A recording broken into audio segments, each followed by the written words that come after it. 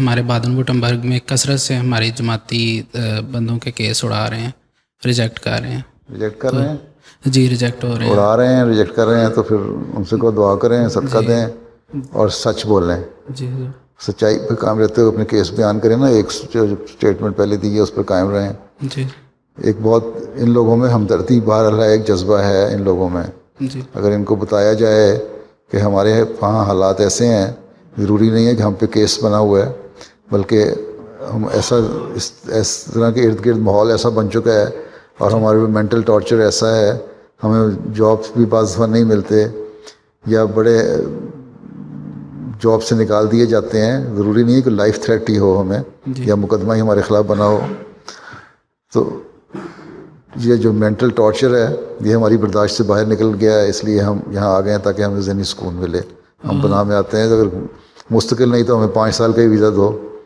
5 سال تو ہم ان سے گزریں گے، پھر اگر حالات ٹھیک ہوں گے تو واپس بھی جا سکتے ہیں.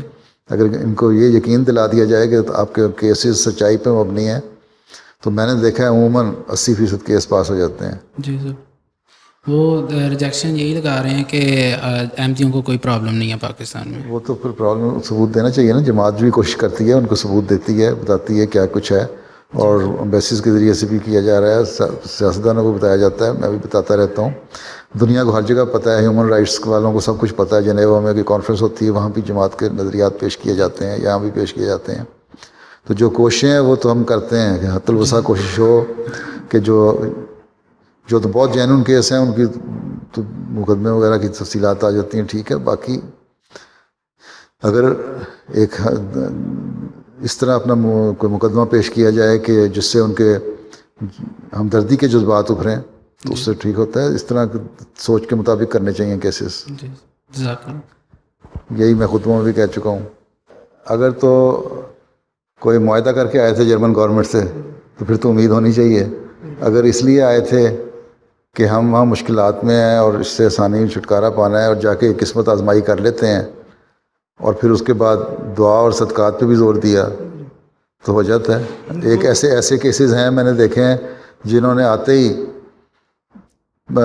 قرآن کریم پکڑا اور مسلح پکڑا اور اس پہ بیٹھ گئے اور دعائیں اور نفل صدقے کرتے رہے. ان کے 15 دن میں پاس ہو گئے کیس ہیں.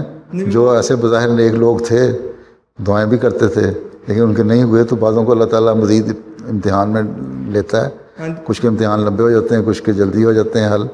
لیکن دعاؤں کی طرف توجہ ہو تو پھر ٹھیک ہے، یہ بھی ہونی چاہیے. پھر اللہ کی رضا پہ راضی ہونا چاہیے.